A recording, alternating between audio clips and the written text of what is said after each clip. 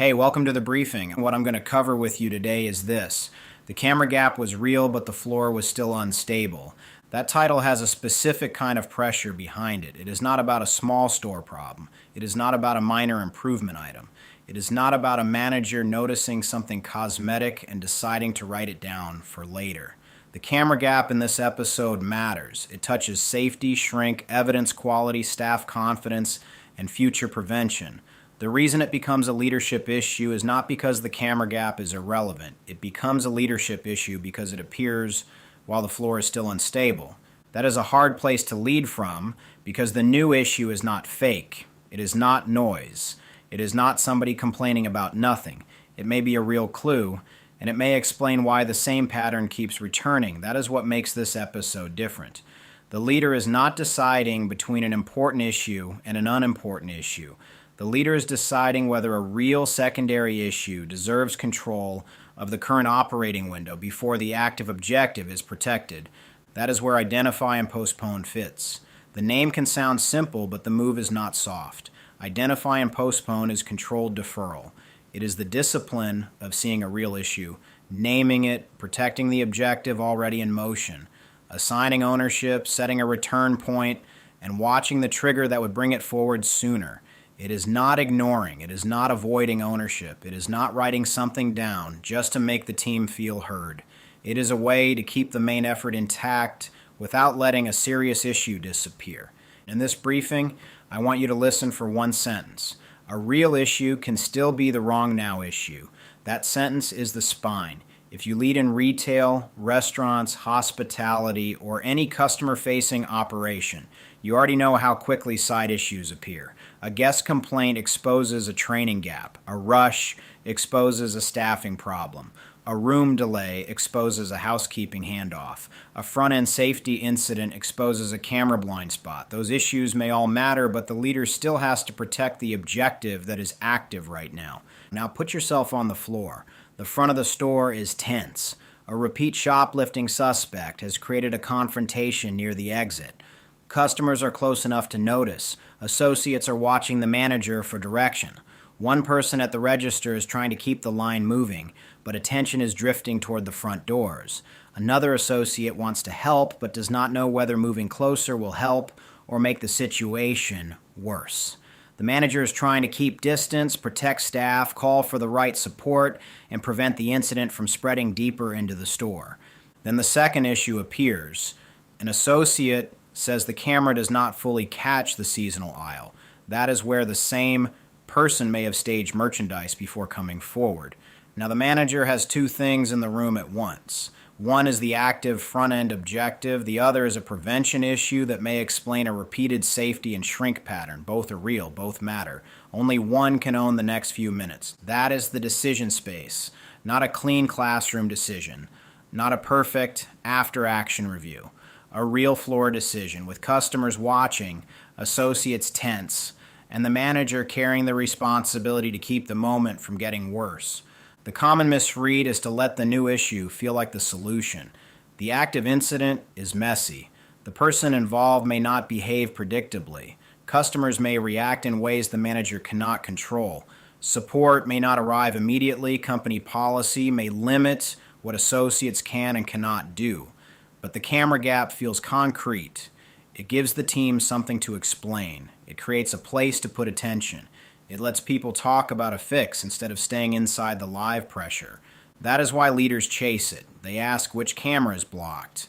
They ask who placed the display there. They ask whether asset protection already knew. They ask whether the seasonal aisle needs to move. They ask whether districts should be called.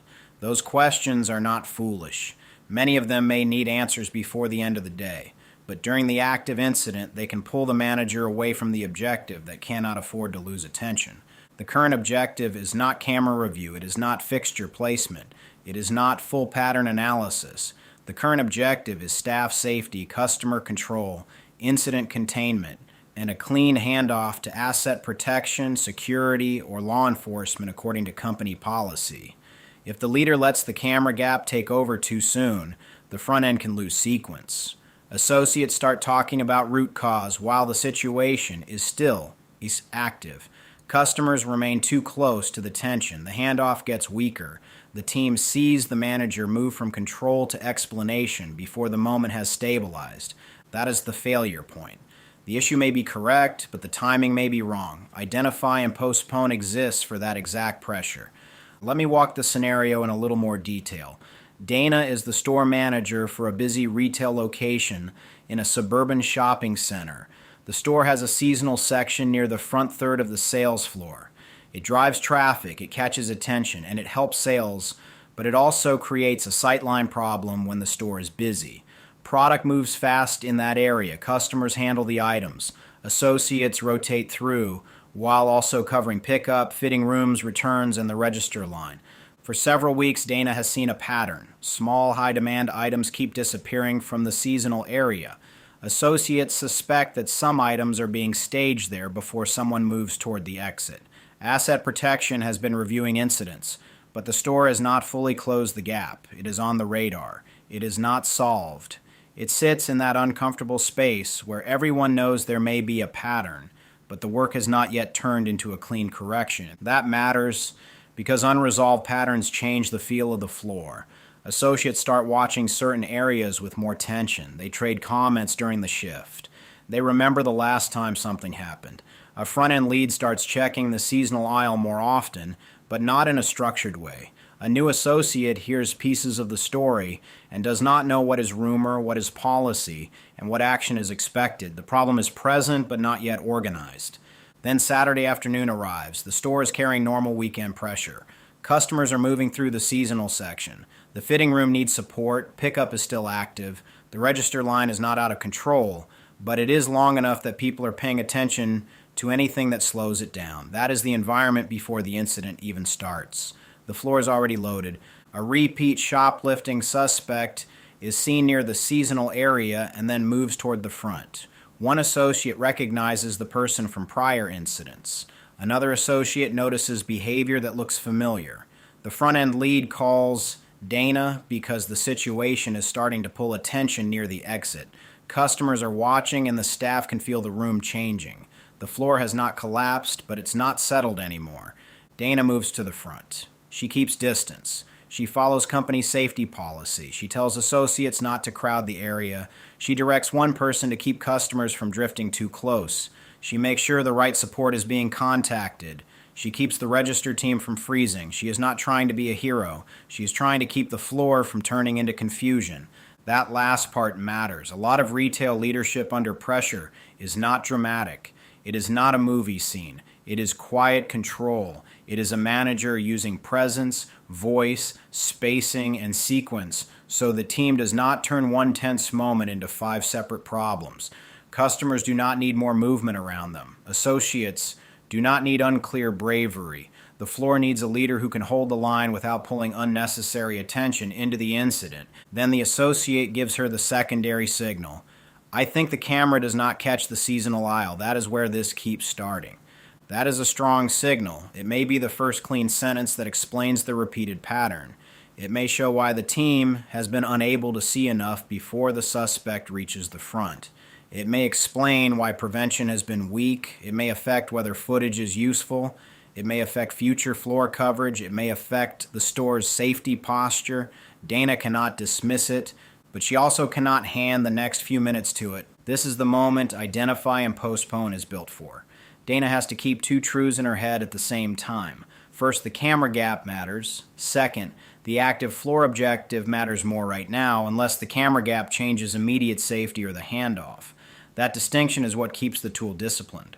A weak response would be not now, with no owner and no return point. That loses the issue. Another weak response would be to stop and open the camera conversation while the front end is still unstable. That loses the objective. Dana needs the middle path. She needs to tell the associate the issue was heard, keep the floor focused, assign ownership, set the return, and define what would move the issue forward earlier. A disciplined on response sounds like this. Good catch. We are capturing that. Right now, stay focused on keeping the front clear. Asset Protection owns the camera gap after this incident stabilizes. If the person re-enters, if another incident starts in that aisle, or if the blind spot affects safety right now, we move it forward immediately. That does several things at once. It validates the issue without letting it steal the moment. It tells the associate the observation matters. It protects the active objective. It assigns the issue to the right lane. It sets the timing. It defines the trigger. That is the difference between controlled deferral and drift. I want to slow down on that because a lot of leaders confuse postponement with weakness. In the wrong hands, postponement can become neglect. It can become a way to avoid the hard issue. It can become a polite phrase for, I do not want to deal with that. That is not identify and postpone. The tool is only valid if the issue remains owned, timed, and watched. If the issue disappears, the leader did not use the tool. They avoided the problem. The other mistake is just as dangerous. Some leaders hear a real issue and immediately give it the room. That can feel decisive, but it can be poor timing, disguised as responsibility. If the main effort is still exposed, immediate action on the side issue may make the situation worse. A leader can care about the camera gap and still refuse to let it pull control away from the front end. That is not indifference. That is sequence. Sequence matters in customer-facing operations because customers and associates experience the leader's timing. They watch what gets protected first. If associates are still nervous and customers are still too close, but the manager is now talking about camera angles, the team learns something. They learn that the leader moved into analysis before the live condition was stable. That can weaken confidence. On the other hand, if the manager dismisses the camera gap and never brings it back, the team learns something else. They learn that real observations vanish once the moment passes. That weakens trust, too. People stop offering useful signals when they believe nobody will do anything with them, so the leader has to protect both forms of trust. Trust in the active control of the floor, and trust that real issues will return with ownership. There's another layer here that matters in retail, restaurant, and hospitality work. The operating environment is public. A warehouse can absorb certain conversations in the back. A project team can pause a meeting and reorganize the board. A retail floor does not always give you that privacy. Customers are watching body language. Associates are listening for tone. The leader's first few moves become the signal for how much control the operation still has. That is why identify and postpone has to sound clear when it is used. It cannot sound like brushing someone off. It cannot sound like panic control. The leader has to give just enough instruction to prove the issue has been captured and just enough direction to keep the current objective clean. Long explanations do not help in that moment. A clean sentence does. We have it. Asset protection owns it after this stabilizes. Right now, keep the front clear. That kind of language keeps the signal tight. This is also why the trigger matters. Without a trigger, the team has no way to know whether the postponed issue has changed status. If the suspect leaves and the floor settles, the camera gap can wait for the same-day review. If the suspect re-enters, if another associate reports movement in the seasonal aisle, if security asks for the footage, or if the blind spot affects the active handoff, the issue is no longer sitting in the same category. It may move forward. That is not inconsistency. That is an updated read. Leaders who do this well are not rigid. They are controlled. They can hold the line, but they can also move the line when the condition changes. That is the difference between postponing an issue and burying it. Burying it says, we will deal with that later, and nothing changes. Controlled deferral says, here is the return point, and here is the signal that changes the timing. The team does not need a full speech. It needs proof that the leader heard the issue and still knows what must be protected first. This is where the consequence chain becomes serious. If Dana chases the camera gap too early, the first cost is split attention. She may still be physically near the incident, but mentally she is now inside a different problem. The second cost is team noise. Associates begin talking about what caused the pattern instead of staying inside the current instructions. The third cost is customer exposure. Customers may remain too close because the manager's focus has shifted. The fourth cost is a weaker handoff. The information given to asset protection, security, or law enforcement can become scattered if the team is already debating prevention. The fifth cost is staff confidence. The team sees the leader move away from the live condition too soon. There is also a timing cost that leaders often miss. The first few minutes after a floor incident begins are fragile. People are deciding whether the situation is controlled or uncontrolled. Associates are deciding whether to stay in role or improvise. Customers are deciding whether they are safe, annoyed, curious, or concerned. If the manager's focus splinters in that window, the floor can start making its own decisions. That is where a tense moment turns into a larger management problem. If Dana ignores the camera gap, the cost moves in a different direction. The same blind spot may stay unresolved. The same staging pattern may continue. Associates may keep seeing the issue and wonder why nothing changes. Asset protection may miss the opportunity to connect the floor layout, camera view, and incident pattern. The store may end up having the same conversation after the next incident and the one after that. That is why this tool matters. It protects against both failures. Chasing now can weaken the objective. Ignoring completely can preserve the hazard. Identify and postpone gives the leader a disciplined way to say, this matters, but here is how we are going to control when it comes into the action path. The better read is not, the camera issue has to be fixed right now. The better read is, the camera issue has to be captured now and returned to after the floor is stable. The better read is not, the associate is distracting us.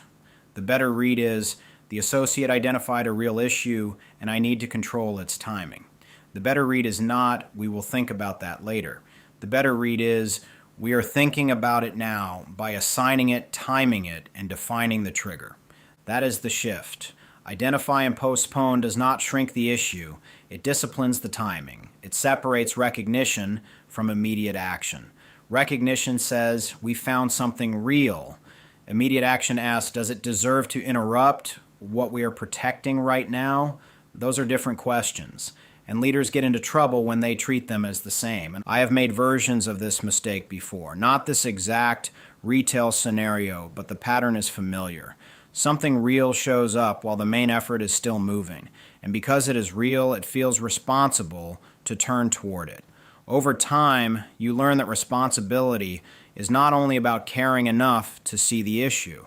It is also about having enough discipline to protect the sequence.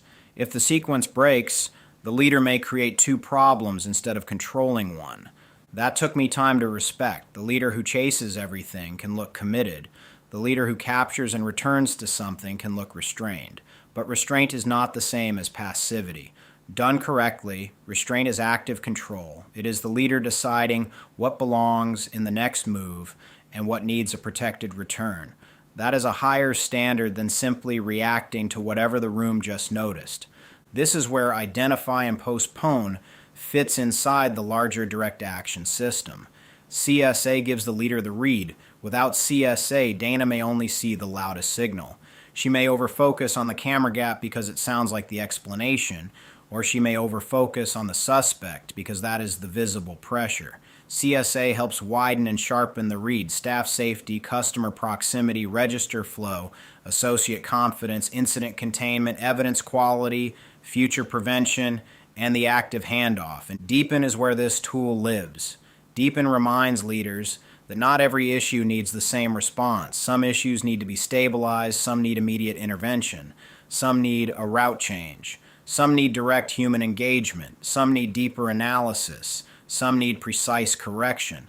Identify and postpone fits when the issue is real, but the current objective still deserves priority. Pro matters because timing carries risk. If Dana acts too early on the camera gap, she may create safety, role, team, and handoff risk. If she fails to return to it, she may create future safety and shrink risk. Pro helps the leader think about what a decision could damage, not just what it might fix. Ace also has a role after the floor is stable. Once the camera gap returns, the first answer may be to move the display, change coverage, adjust the camera, or retrain the team. Any of those may be right, but the first answer should not become the only answer just because the incident made everyone uncomfortable. Ace helps the leader compare options instead of grabbing the fix that sounds cleanest in the aftermath. TMC matters because postponed issues need direction, ownership, communication method, and follow-through. If Dana says the camera gap will be reviewed, but nobody owns it, the issue is not controlled. If she assigns it but never sets a return point, it drifts. If she sets a return point but no trigger, the team may miss the moment when it needs to move forward sooner. TMC keeps the deferred issue from becoming a loose promise. Pace and brain matter if the situation changes. If the suspect re-enters, if another incident starts in the seasonal aisle, or if the blind spot now affects immediate staff safety, the leader may need a backup route and better information quickly. That is where preparation and information discipline matter. The issue that was postponed may need to move forwards because the trigger changed. FLS matters when the chosen path turns into action. If the floor is stabilized and the camera review is assigned, someone still has to execute the next step. Review the view, inspect the fixture placement, coordinate with asset protection, decide what coverage changes, if any, are appropriate. FLS keeps intent from sitting in conversation. ALC matters after the fact. If this camera gap is part of a repeating pattern, the store needs to capture the lesson and feed it back into future action. Otherwise, the store keeps learning the same lesson without changing the operating condition. That is expensive, and it wears people down. The point of this system connection is not to turn this episode into a full system tour. The point is to show that identify and postpone is not a standalone trick. It needs a clean read before it. It feeds communication and ownership after it. It creates better material for risk, options, backup planning, execution, and learning. If it is weak, side issues either steal the room or disappear. Both outcomes damage control. Now bring this back to your own environment. In a restaurant, the equivalent may be a service recovery happening at one table while someone identifies that the menu update process failed. In a hotel, it may be a room-ready conflict while someone notices the housekeeping board is not reflecting room moves cleanly. In a retail store, it may be a return counter escalation while someone finds a policy wording gap. In a front-end safety incident, it may be the camera blind spot. The pattern is the same. A real issue appears during an active objective. The leader feels the pull to solve it now because it matters. The team wants to talk about it because it explains something. The issue feels useful, but the main effort is not yet protected. That is the moment to slow the read, not the operation. You do not freeze, you do not ignore, you control the timing. At the recognition level, use a simple question set. What are we protecting right now? What new issue just appeared?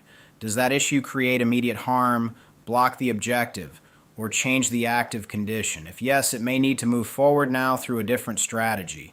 If no, capture it clearly. Name why it matters, assign an owner, set the return point, define the trigger that brings it forward sooner. For a store manager, that may mean the camera gap returns after the incident handoff is complete. For a restaurant general manager, the menu update issue returns after the table has been recovered and service flow is stable. For a hotel front office manager, the housekeeping board issue returns after the guest has been placed and the lobby is no longer exposed. The shape changes by industry, but the control question stays the same. What is the objective we cannot afford to lose right now? That is enough for this briefing. Do not let real side issues hijack the main effort. Do not let them disappear either. The discipline is to hold both truths at once. The camera gap was real. The floor was still unstable. That is why the leader had to control timing, not because the camera issue was unimportant, but because the front-end objective still needed protection. Identify and postpone is not delay for comfort. It is controlled deferral under pressure. It is how a leader says, this matters, not yet, not forgotten, owned, scheduled, watched.